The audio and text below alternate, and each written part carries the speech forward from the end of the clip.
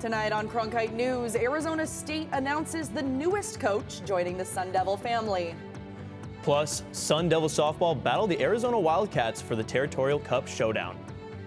Having eyes all across the state looking for fire 24/7. And how artificial intelligence is helping to fight fires. Good evening and welcome to Cronkite News. I'm Leah Phillips. And I'm Matt Ross. Thank you for joining us.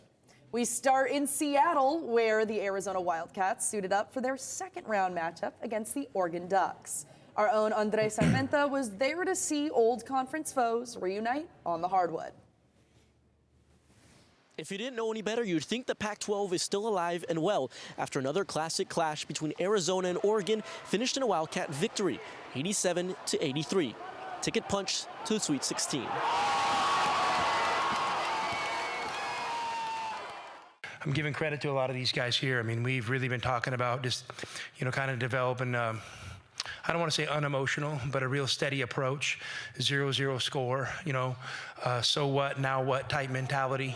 As tight as the final moments were, the Ducks dominated out the gate. I think with us was understanding it's a basketball game at the end of the day. No matter what the outcome is, we got to stick with our brothers and play for our brothers, play for the little kid that started playing basketball. The Wildcats overcame a 15-point first-half deficit and battled back to get the victory, their largest comeback in tournament history, riding a 29-point performance from their star, Caleb Love. I just think we were so poised throughout that whole game, and nobody was worried about anything but finishing out the game and winning the game. And so I give credit to my teammates, our coaches. They had a great game plan coming into the game, and it was shaky early, but that's what these games are about. An unlikely hero in the closing seconds, an Aussie native redeeming his first round woes. I mean, this experience has been great. There's no one else I'd rather do it with apart from these guys, but I mean, it's so great to get that win and get to that Sweet 16. A win means a trip to Newark, New Jersey, where Duke will await Arizona. A chance for the Wildcats to rewrite a loss earlier in the season to the hands of the same Blue Devils. Reporting in Seattle, Andres Armenta, Cronkite News. Arizona will indeed get their chance for revenge against the Blue Devils when they take on Duke on Thursday. If they move on to the Elite Eight, they could potentially take on a familiar foe in BYU, who will square off against Alabama on Thursday as well. Although GCU was knocked out of the women's NCAA Tournament Friday, it was still a big weekend for Molly Miller. On Saturday, ASU announced Miller as their new women's basketball head coach. Miller makes the move across the valley after 5 seasons with the Lopes. This past year, Miller and GCU went 32-2 in the regular season with a perfect 16-0 in Western Athletic Conference play. Miller also led GCU to its first ever NCAA tournament appearance as a number 13 seed. Miller comes to Tempe as a proven winner as she holds a 297-55 record as a head coach and a 117-38 record in her time at GCU. She has the 5th best winning percentage of active Division I head coaches at .845. Miller will try to get ASU back on track after a 10-22 season that saw the Sun Devils finish 15th in the Big 12. And with Miller moving on, it didn't take GCU long to find its new leader.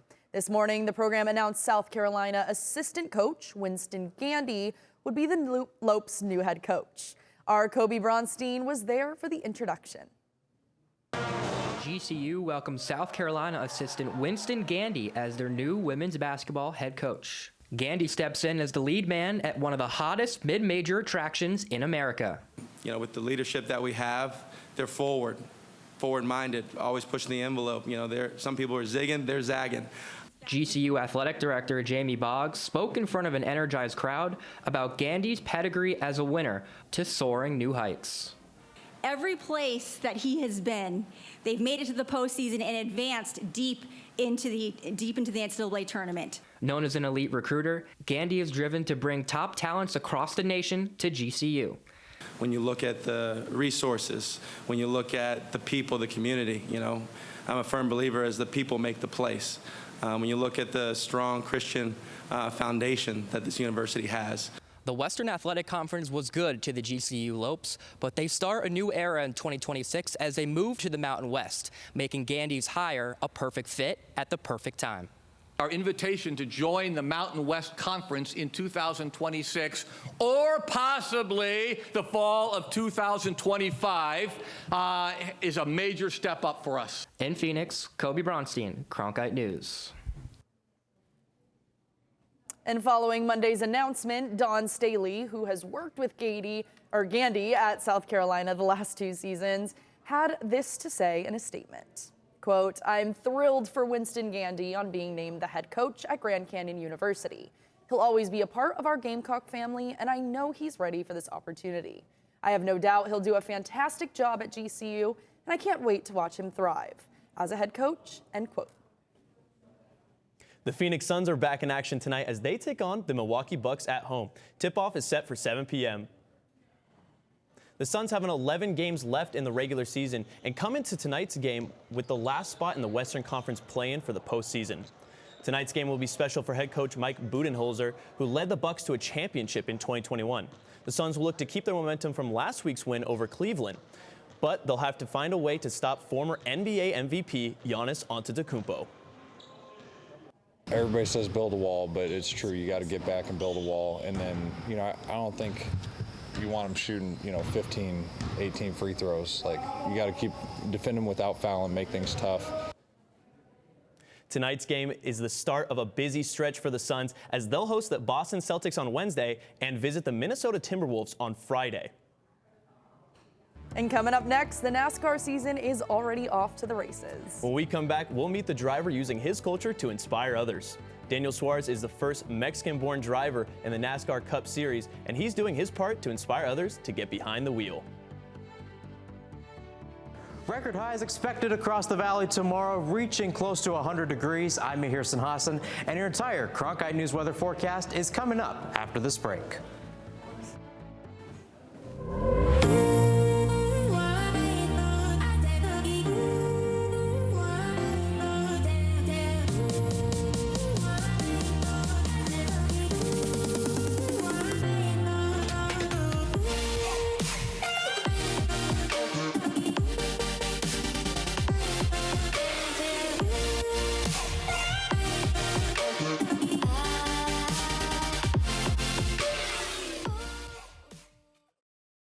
I grew up in a small border town, and water was really important to us. Without enough water, we can't farm, we can't eat, we can't live. And the way we're doing it right now, straight up doesn't have a future. I went to ASU because this is a place where you solve problems. With vertical farming, we can grow the same amount of food with 95% less water than traditional farming. The work I'm doing at ASU is changing the way I look at the world.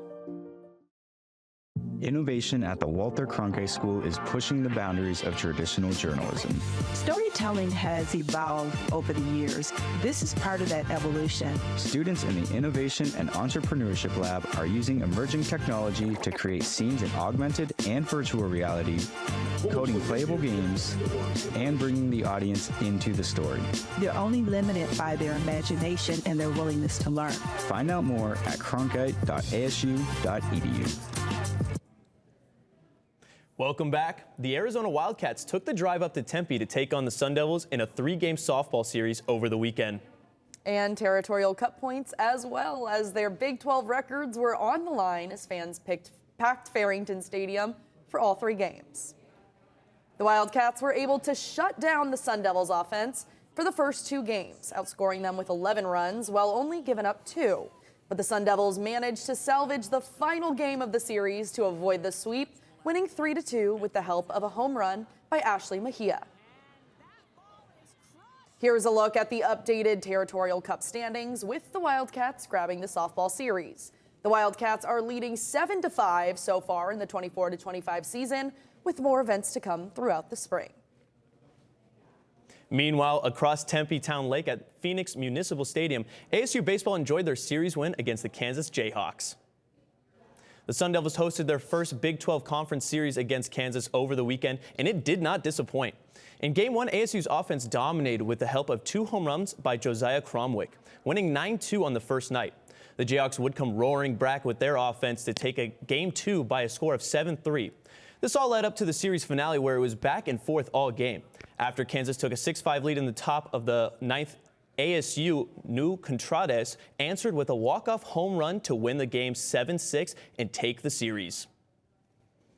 ASU is currently tied for second in the Big 12 after their weekend series. The Sun Devils will now travel up to Las Vegas to take on UNLV on Tuesday before heading out to Utah to take on the Utes over the weekend. And ASU spring football begins tomorrow. The Sun Devils are coming off a season in which they won the Big 12 championship in their inaugural year in the league. But as Max Williams reports, the coaching staff still has that season-ending loss in the Peach Bowl stuck on their minds. When a team finds success during the regular season, one postseason loss can leave a bitter aftertaste. The ASU coaching staff vividly remembers the Sun Devils' 39-31 double overtime loss to Texas, now just a few months removed. I watched that game immediately and 1,000,000 times. It wasn't until we got off the road at the end of January that I got a chance to sit down and watch it. When we're right at the point we thought we were going to win whatever it is, and then we see how that played out, it probably took me a week, and then I watched it. I kind of skipped through the first half. And it did seem like the Sun Devils had a good chance of winning after backing the Longhorns into a 4th and 13 situation in the first overtime period.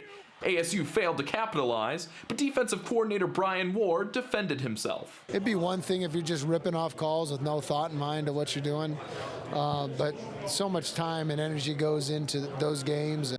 Despite the loss on the road in Atlanta at the Peach Bowl, the Sun Devils did a phenomenal job last season defending home turf here at Mountain America Stadium. The assistant coaching staff told me that those efforts helped to ignite the fan base. People say we're jumping on the bandwagon. Well, yeah, but that should be the way it is. I think the vibe from our team is that we want to put out a good product. It's just unbelievable. I mean, I think the biggest thing is you can't go anywhere without seeing Sun Devil gear now. After a 7-2 inaugural Big 12 conference record, the pressure will be on the Sun Devils as year 2 approaches. In Tempe, Max Williams, Cronkite News. Spring camp begins for ASU tomorrow, which will be a good opportunity to see how the Sun Devils will look come next fall. The 2025 NASCAR season is well underway, and that gives fans of NASCAR driver Daniel Suarez more opportunity to mix and mingle with their favorite driver. And they did so at Phoenix Raceway recently. Suarez is the first Mexican-born driver to compete in the NASCAR Cup Series and has a growing support program that has turned into a regular event known as the Daniel's Amigos. The program has become a growing tradition that focuses on bringing fans from the Latino community together to multiple races a year, spreading awareness and engagement to the sport. And Suarez is happy to be a voice for that program. Many years ago, when I came into NASCAR, there were not many Latinos in the sport. Not just drivers, mechanics, engineers in general. And this for us was a great opportunity to bring our community together, to bring the community of Latinos to the sport, and I feel very, very proud to be a small part of it. Well, if you've been outside today, you've probably noticed it's been a little warm. Yeah, Leah, and it's only going to get warmer. Mahir Sinhasan joins us now from the Cronkite Weather Center. Mahir, we're expecting temps near 100 degrees very soon. Yeah, we sure are, Matt. And it's going to be some interesting weather overall. It was a warm day, dare I say a hot day here in the valley. Temperatures reaching into the 90s, 91 right now. That's going to dip into the 80s as we head into tonight. 80 degrees at 10 o'clock. As you can see here, winds around 4 miles per hour. Here are your low temperatures into Tuesday. Still cool in some parts of state, 48. Window Rock, 33. Holbrook, 37. Flagstaff, 38. Much warmer down south. Out here on the western side of the state. Yuma, 66. Quartzsite, 66. Phoenix, 69 degrees. We were seeing temperatures around that area about 10 days ago as a high. That shows you how warm it has gotten over the past few days. These are your highs for Tuesday. Again, 72 in Flagstaff, 73 in Grand Canyon. I want to mention a couple of cities in the southwest region. First up, Yuma, 99 degrees. That's going to tie a record that was originally set back in 1896, nearly 130 years ago. And then here in Phoenix, 99 degrees. That's going to break a record that was set in 2022 when the temperatures were 96 degrees outside. Here is your 8-day forecast. Back here in the valley, 99 on Tuesday, and as you can see here, relatively hot on Wednesday and Thursday. And then after that, the high pressure system starts to back off, 87 on Friday, and then the clouds start to reappear as well as you head into the weekend. You can also see on Saturday and Sunday, the low temperatures will be below 60 degrees, so be sure if you are going out in the morning, you might want to bring a light coat with you. It's still going to be a little cool, but nonetheless, great time to get outdoors and a great time to explore all that the valley has to offer. This is Mihir Sinhasan from the Cronkite News Weather Center. Back to you. Thanks, Mihir. And coming up next, a look at the news headlines. The U.S. economy depends on the Panama Canal remaining a neutral entity. However, there are concerns of China controlling the waterway. For any civil work surrounding the Panama Canal, there will always be risk associated. More about the national security concerns surrounding the canal.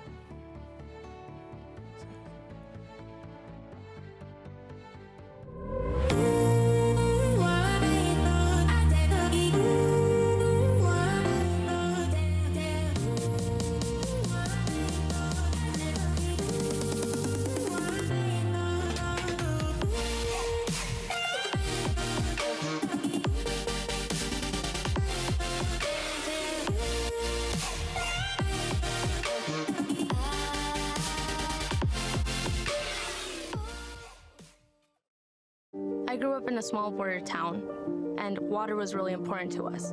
Without enough water, we can't farm, we can't eat, we can't live. And the way we're doing it right now, straight up doesn't have a future. I went to ASU because this is a place where you solve problems. With vertical farming, we can grow the same amount of food with 95% less water than traditional farming. The work I'm doing at ASU is changing the way I look at the world. Innovation at the Walter Cronkite School is pushing the boundaries of traditional journalism. Storytelling has evolved over the years. This is part of that evolution. Students in the Innovation and Entrepreneurship Lab are using emerging technology to create scenes in augmented and virtual reality, coding playable games, and bringing the audience into the story. They're only limited by their imagination and their willingness to learn. Find out more at cronkite.asu.edu.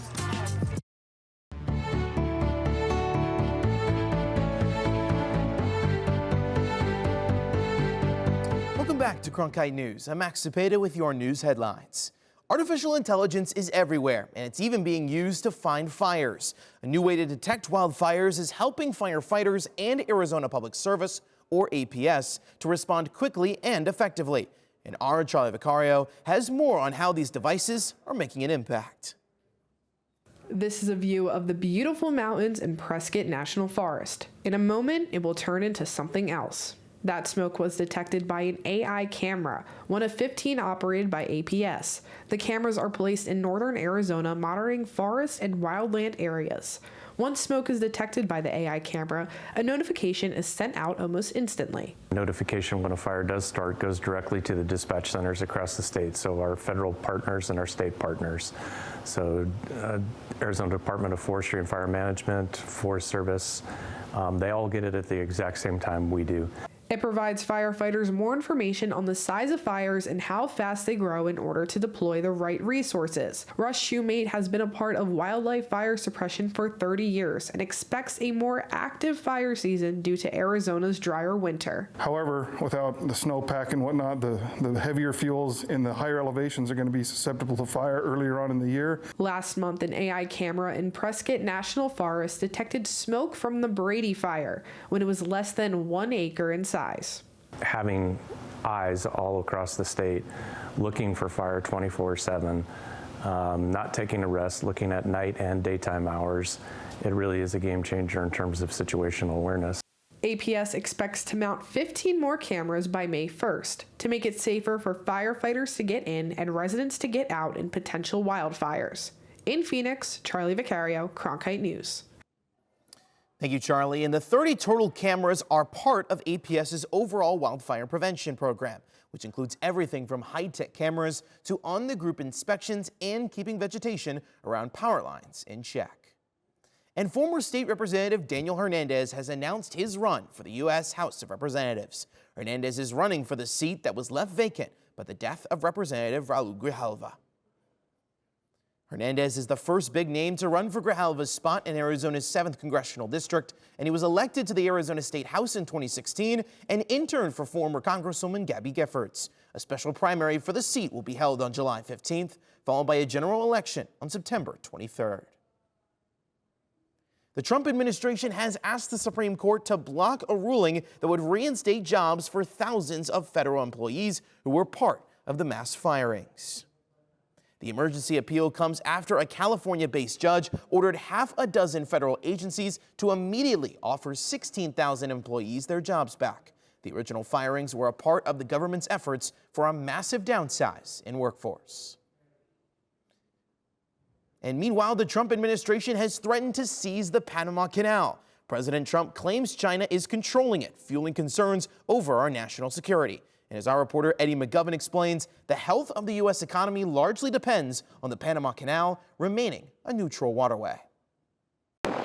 From shipping containers stacked 6 to 10 stories high to large cargo ships passing through, the Panama Canal is a vital part of global trade, brought back into the spotlight with concerns of Chinese influence. China is operating the Panama Canal, and we didn't give it to China, we gave it to Panama. Leland Lazarus, an expert on China-Latin America relations at Florida International University, says while U.S. investment is largely through banking, China's investments in Latin America have increased in recent years, from commodities like soybeans and grain to physical infrastructure. What they see is a Chinese-built library in El Salvador, right? Or a Chinese-built port in Peru.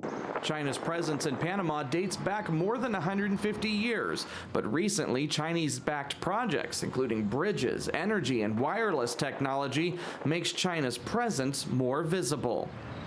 Hong Kong-based CK Hutchins Incorporated, which operates the ports at both ends of the canals, recently sold their operations to U.S.-based conglomerate BlackRock. Despite some Chinese businesses ending operations along the canal, security concerns still exist. According to a Wall Street Journal report, military intelligence under the Biden administration found at least 5 sites near the canal that China could use for military purposes. For any civil work surrounding the Panama Canal, there will always be risk associated. Officials with the Panama Canal Authority say they work with the Panamanian government to ensure contractors from all nations meet security standards. Will this risk be related to a more aggressive position by these entities? It's yet to be determined. Leaders say one way to address concerns of Chinese influence is for the U.S. to increase its investment in Panama. Eddie McCoven, Cronkite News. Thanks so much, Eddie. Despite Panamanian efforts saying the canal is being run by them, the Trump administration has begun plans for potential military intervention to keep the canal under neutral operations. And that's all for your news headlines. Back to Matt and Leah at the desk. Coming up next, we take a look back at one of the more interesting days in sports history. Down in Tucson, the Diamondbacks pitcher Randy Johnson had a moment most won't ever forget. What went down 24 years ago and why it's still one of baseball's weirdest and most interesting moments when we return.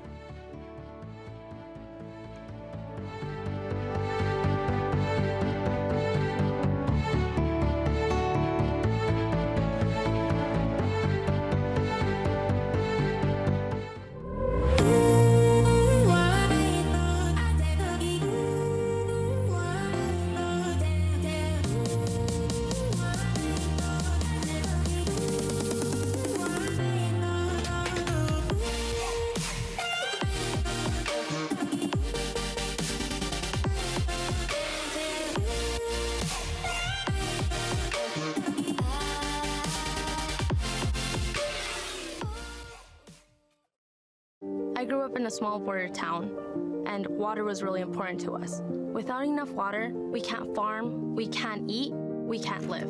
And the way we're doing it right now, straight up doesn't have a future. I went to ASU because this is a place where you solve problems. With vertical farming, we can grow the same amount of food with 95% less water than traditional farming.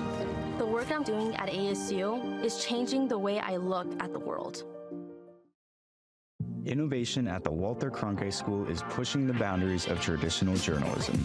Storytelling has evolved over the years. This is part of that evolution. Students in the Innovation and Entrepreneurship Lab are using emerging technology to create scenes in augmented and virtual reality, coding playable games, and bringing the audience into the story.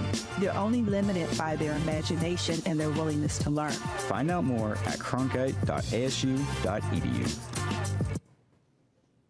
Welcome back. With spring training wrapping up and the season starting Thursday, the Diamondbacks finalized one part of their opening day roster. That's right. The 5 pitchers making up the starting rotation were announced Sunday. Arizona came into spring training this year with the top 3 spots in the rotation already locked up by Zach Callen, Corbin Burns, and Merrill Kelly. The next 2 spots were up for grabs throughout camp between 4 contenders, Eduardo Rodriguez and Brandon Pfaadt. Secured 4th and 5th spots in the rotation, sending both Ryan Nelson and Jordan Montgomery to the bullpen to begin the year. And speaking of Diamondbacks pitchers, today marks the 24th anniversary of one of the most unique scenes in sports history. Yeah, back in 2001, Randy Johnson was in his final spring training tune-up for Arizona down in Tucson when he did the unthinkable. Johnson was facing Calvin Murray, who is current Cardinals quarterback Kyler Murray's uncle, let loose with one of his fastballs when a dove flew into the path of the ball and was struck, causing an explosion of feathers. 24 years later, and it's still one of MLB's biggest oddities. And that's it for tonight's edition of Cronkite News. I'm Leah Phillips. And I'm Matt Ross. Thank you for joining us. And to see top Arizona stories anytime, log on to cronkitenews.azpbs.org.